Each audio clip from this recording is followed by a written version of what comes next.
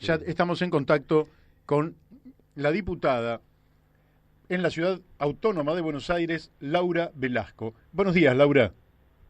¿Qué tal? ¿Cómo están ustedes? ¿Cómo estás, Mario? Bien, bien. La verdad es que en medio de la pandemia, la cuarentena, las restricciones, en fin, y todo lo que nos ha tocado, y el mal tiempo además, nosotros estamos con muy buen ánimo y buena salud. Ya con eso nos conformamos. Muy bien. Laura, bueno, te queríamos consultar, porque la semana pasada se trató en la legislatura de la Ciudad Autónoma de Buenos Aires la interrupción legal del embarazo. Como en años anteriores, alrededor del tema del aborto, hubo grandes movilizaciones, debates parlamentarios en ambas cámaras. Nos interesaría que nos des un poquito de luz sobre este tema, qué es lo que ha tratado, dado que en alguna medida también algunos sienten que ya estaba contemplada la situación de una interrupción legal de un embarazo en determinadas circunstancias. ¿Por qué no nos aclarás qué es lo que trató la legislatura y cómo se votó? Claro que sí. Como bien decís, Mario, en verdad la ILE es ley en Argentina desde casi hace 100 años, desde 1921, la incorpora el Código Penal por causales, la interrupción voluntaria del embarazo solamente legal por causales en caso de peligro de la salud o de la vida de la mujer o también por situaciones de violación. Vos sabés que para ir muy rápidamente, porque bueno, esto fue después incorporado en 1994 en la reforma de la Constitución, por la incorporación de tratados de derechos humanos, bueno, luego en el 2015 al Código Civil, pero con el fallo FAL en el 2012, ante la situación de una adolescente de 15 años violada por el padrastro en la provincia de Chubut, queda muy claro que se aplica la ILE para todas aquellas niñas, adolescentes, mujeres que hubieran también sufrido esta situación de ser víctimas de violación, independientemente de si tuvieran algún problema de salud mental o no, para todas las mujeres. Esto es muy importante y, por supuesto, que significa hoy en la Argentina un debate que necesitamos fortalecer con herramientas legales que esclarezcan y que permitan a los profesionales de la salud trabajar con toda tranquilidad en relación con esto, porque, bueno, permanentemente ocurre en distintas provincias del país ante situaciones de niñas, de adolescentes violadas, que se impide el acceso a la ILE, muchas veces también mujeres que no necesariamente tienen que hacer la denuncia, porque muchas veces esa situación de abuso se da al interior de las familias. Uh-huh. Entonces, lo que necesitamos allí es, de alguna manera, y es lo que logramos en la Ciudad de Buenos Aires, y por eso estamos muy contentas, muy contentos, es que la Ciudad de Buenos Aires, como todavía unas muy poquitas provincias del país no lo hicieron,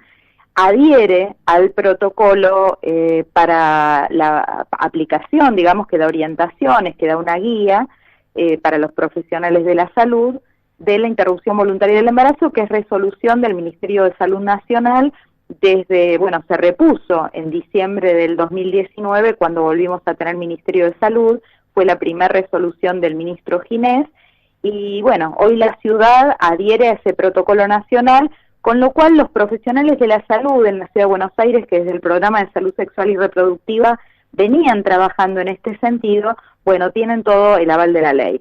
Muy bien, muy bien.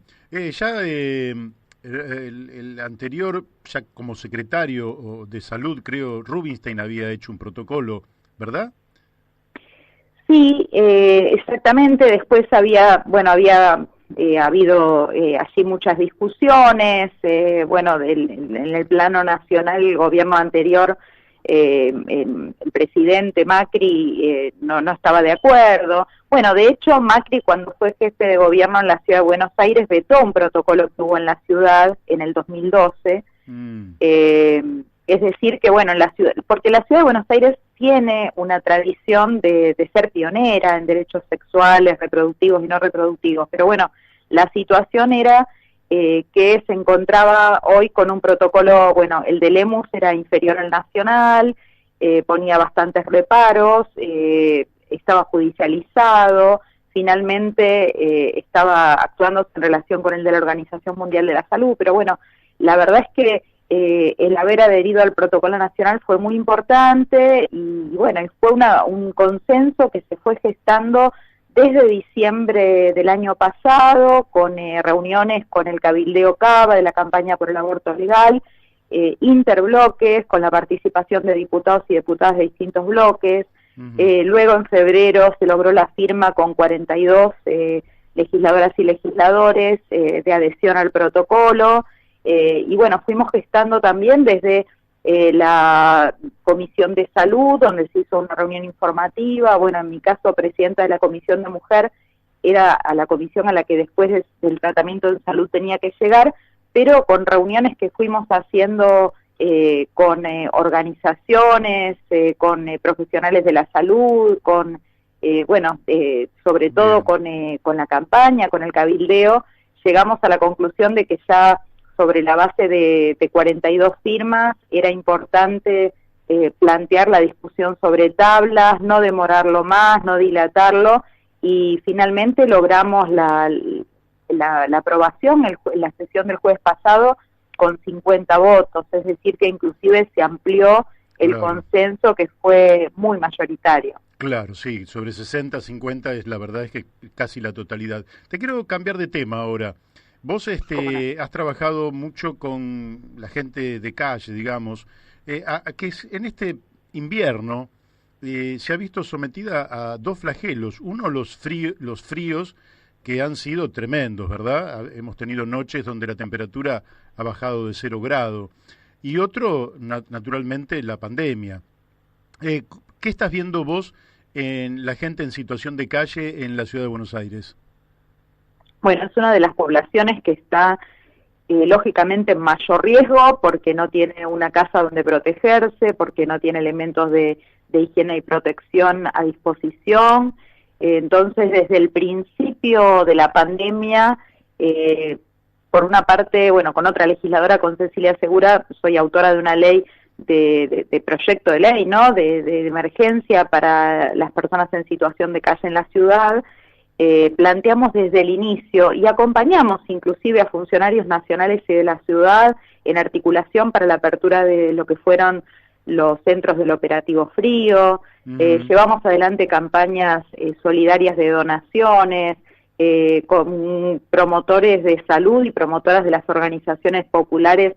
Fuimos a centros de personas en situación de calle a vacunar contra la gripe, o sea que la verdad que trabajamos muy colaborativamente, pero a la vez seguimos observando, y se lo planteamos en la reunión de la Comisión de Promoción Social a la Ministra de Desarrollo justamente la semana pasada, que la verdad es que observamos que todavía hoy la mitad de las personas en situación de calle siguen en calle, que no alcanzan los dispositivos que se han abierto, y que inclusive tuvimos situaciones de contagios masivos en algunos centros, como fue el caso de Retiro, que son muy preocupantes. Y el problema es que tenemos en la Ciudad de Buenos Aires, hoy de alguna manera esto se recrudece con la pandemia muchísimo más, pero tenemos en la Ciudad de Buenos Aires un problema de incumplimiento de la Ley 3706, de protección de derechos de las personas en situación de calle y en riesgo, que hace que no se destinen realmente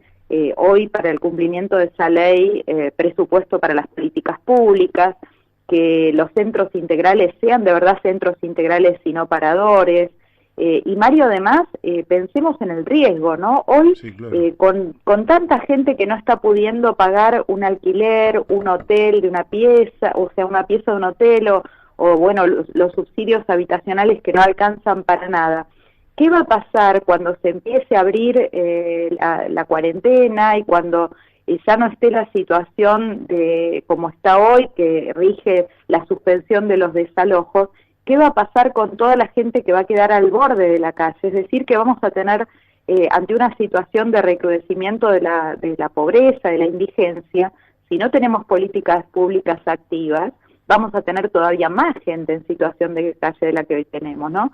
Claro. Entonces, creo que en la Ciudad de Buenos Aires es un problema muy complejo que tiene que ver con la emergencia habitacional y con que no se está pensando en el bien común, sino en un modelo de ciudad que privilegia el negocio inmobiliario para unos pocos.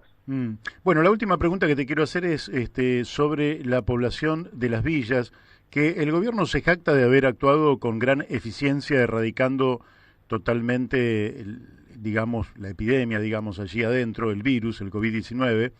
¿Y cómo está la situación? Porque dicen, por ejemplo, que en el barrio 31, la Carlos Mujica, en fin, como se le quiera llamar, el 53% de los habitantes se había ya contagiado, con lo cual había prácticamente inmunidad comunitaria y el contagio había bajado a cero con los daños que había causado y los fallecimientos que había causado, pero que la situación ya se encontraba bajo control. ¿Cómo está la situación en estos barrios? Mira, la situación sigue siendo muy difícil, Mario, porque la realidad es que el porcentaje de contagio en los barrios populares fue muy alto, lógicamente, porque si al hacinamiento le agregamos la falta de agua, que es un elemento básico, el contagio se propaga mucho más. Es hoy la única vacuna que tenemos, lavarnos las manos. Entonces, la situación de la 31, que fue muy en su momento muy conocida porque formó parte de alguna manera de la agenda pública, ¿no? Que había un problema muy grave, que no había agua. No es un problema que se ha terminado, es un problema que sigue habiendo falta de agua en varios barrios, e inclusive en la 21-24, ahora en la Villa de Barracas, está habiendo falta de agua y de luz desde hace 15 días. Claro que es una situación que de emergencia eléctrica, que es todos los años, o sea, el gobierno tampoco le exige a las empresas como Edesur lo que tienen que hacer, ¿no es cierto?, que inviertan. Todos los años hay problema de suministro eléctrico, particularmente en la 21-24 muy grave, y ante hoy, digamos, lo que hace es que en muchos lugares, porque además la falta de luz implica que no andan las bombas, implica falta de agua también, hace mucho más complejo atravesar esta situación de emergencia sanitaria. Es decir, que los problemas estructurales que tiene la ciudad en términos de urbanización, de vivienda, hoy se expresan con toda crudeza en el marco de esta pandemia. Entonces nos muestran que allí hay deudas con una parte de la sociedad, pero además de alguna manera nos tendrían que, hoy digamos, tendrían que significar una mayor inversión en el marco de la pandemia y después en la pospandemia, ¿no? Claramente. Bueno, Laura, te agradezco muchísimo la amabilidad que has tenido de que nos hayamos podido comunicar contigo en esta mañana, y seguramente en no mucho tiempo vamos a estar hablando nuevamente cuando lo más grave de este pico, que no se sabe si estamos en el pico, si va a ser en agosto, pero cuando pase este pico te volvemos a molestar. Cómo no, un gusto siempre hablar con ustedes. Y bueno, saludos a la audiencia. Mario, hasta pronto. Bueno, te mandamos un fuerte abrazo y muchísimas gracias. Hasta pronto.